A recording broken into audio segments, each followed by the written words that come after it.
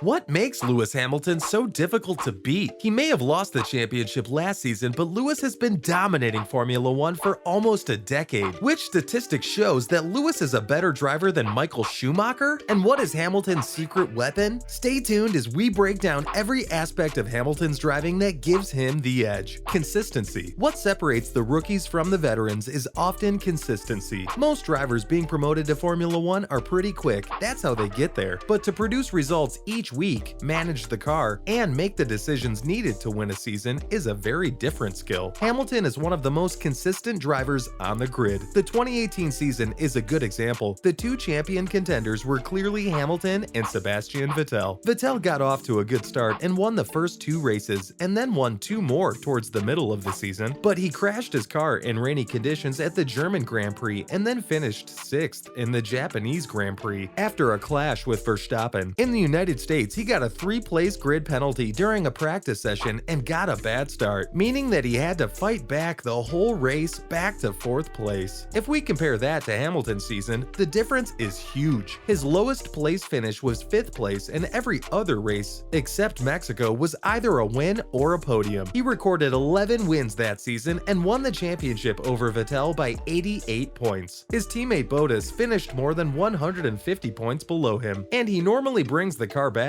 Lewis has only retired from 8% of his races, while Max Verstappen has retired from almost 20%. Hamilton very rarely makes mistakes, and this is why over a season it is so difficult for any other driver to beat him. Even Verstappen has said that consistency is what separates Hamilton from other drivers. Tire management. Hamilton's ability to manage his tires by not overheating them or overwearing them is key to how he wins races. Andy Shovlin, the Mercedes. At the 2019 Monaco Grand Prix, Hamilton was forced to drive a mammoth 67 laps on one set of tires. For any other driver, this would have significantly hurt their pace and lost them the win. But Hamilton was able to manage his tire condition and defend against a charging Verstappen to claim victory. Lewis has the feel for tires and which ones are right to use. At the 2020 Spanish Grand Prix, he overruled his race engineer's call to put on soft tires and asked for the mediums instead. This turned out to be the right call, and Lewis sailed home to victory. Again, in Portugal last year, Hamilton's tire management was the difference between a win and 2nd place. He worked out how to overtake on a certain part of the track where all the other drivers were overheating their tires. Even Mario Isola, the boss of F1's tire sponsor Pirelli, put Lewis near the top of his list for drivers with the best tire management. When the guy who makes the tires is applauding you, you must be doing something right. Racecraft. Former technical director of McLaren Paddy Lowe has said that Lewis Hamilton's racecraft is unparalleled and he is one of the greatest he's ever seen during a race. By racecraft, what is meant is a driver's ability to make the right decisions during a race. This includes wheel-to-wheel racing, overtaking, and managing changing conditions of a race. Hamilton is a master at positioning his car on the track, both for defending and attacking. But he doesn't just overtake, he does so without making contact or having accidents. We saw this last year in the sprint qualifying at the Brazilian Grand Prix. Hamilton started at the back of the grid in 20th position and was able to overtake more than half the grid to finish in 5th place. The next day, Hamilton fought his way through the grid and passed Max Verstappen to win the race. His ability to recover when he is at a disadvantage and make the most of opportunities is what every driver tries to do, but Lewis does it without making mistakes and knowing when to take risks. Which metric proves that Hamilton is better than Michael Schumacher? And how does he work with Mercedes to produce a championship-winning car? All that is coming right up, so don't go anywhere. Building a team. Teamwork makes the dream work. It's not just on the track that Hamilton is getting an edge on his rivals, and Lewis works closely with Mercedes to help get the most out of his car. When Lewis joined Mercedes to replace Michael Schumacher, who was retiring for a 2nd time, the team wasn't what it is today. The team had been losing consistently to Red Bull and Ferrari. In Hamilton's first season, he only managed 4th place in the Drivers' Championship despite some good performances, and his teammate Nico Rosberg finished in 6th place. Then, in 2014, everything started to change and Mercedes became the team to beat. It's in the garage and back at the factory that most of the groundwork is done. Hamilton has said that collaboration with the team and direct communication has helped to harmonize the car and the driver. He likes to be as involved as possible in the design of the car and said that the Mercedes team are much better at listening to his input than McLaren were. He also has a great relationship with his race engineer Peter Bonington, who is more widely known as Bono. Lewis Lewis has said that the communication between the two helps to motivate one another and understand the car better. In early February of this year, he was already back in the factory helping to prepare for the next season. Hamilton's secret weapon? The rain. For some drivers, the thought of driving in the rain is a scary prospect. It means that there is less grip, less visibility, and the conditions are changing constantly. But this is where Hamilton thrives. Hamilton's record in the rain is simply outstanding. In the 18 wet weather races which have been in the rain during the hybrid era, Lewis has won 12 of them. At the 2008 Brazilian Grand Prix, Lewis drove one of the most important races of his career. For Hamilton to win his first world championship, he would have to finish at least 5th. He was in 6th place, and of course, it was pouring with rain. But a young Lewis Hamilton proved that he's a wet weather specialist by overtaking Timo Glock on the last corner. He claimed victory on one of the most dramatic finishes F1 has ever seen. Again, at the 2020 Austrian Grand Prix, he proved how comfortable he is in the rain. After the rain had already delayed qualifying for 45 minutes, the drivers had a chance to try their best in the poor conditions. He drove flawlessly and finished with a time that was more than a second quicker than his nearest rival Verstappen. This skill dates back to his karting days. He won an epic race at Larkhall in 1998. It was pouring rain and he still looked truly comfortable in the conditions. Although it is a bit unfair though, British Lewis Hamilton must have had a lot of practice in the rain with the weather there. I can't imagine Fernando Alonso got too much practice in sunny Spain. Qualifying. To be competitive in a race, you normally have to qualify well. There is a huge difference between getting that front row position and being behind your nearest rivals. Hamilton has a record-breaking 103 pole positions, the most of all time. This also makes up 35% of all his races. And he doesn't just win pole position, he converts it. Lewis has won 21% of races that he started from the pole, while Michael Schumacher converted just 13%. In 2020, Lewis outqualified Bottas 11 out of 16 races. In 2021, he outqualified him 17 out of 22 races. Hamilton is able to get much more out of the car than other drivers and is very quick over one lap. Even when Hamilton was in his rookie season at McLaren and was up against the reigning two-time world champion Fernando Alonso, he outperformed him in qualifying. Lewis managed 6 pole positions while Alonso only managed 2. Some people have said that Valtteri Bottas as a second driver is too weak to use as a comparison for how good Hamilton really is. But you definitely can't say that about Alonso. He's one of the best of all time and had just won 2 championships. Lewis is also able to pick up the pace during a race too. He has 59 fastest laps during a Grand Prix, which is 1 in every 5 he's been in. These statistics speak for themselves. Hamilton is one of the fastest drivers out there and can put the pedal to the metal when he really needs to. Which part of Lewis's driving do you think gives him the biggest edge? Or is it more down to the car he is driving? Let us know what you think in the comments below. Thanks for watching and we'll see you next time.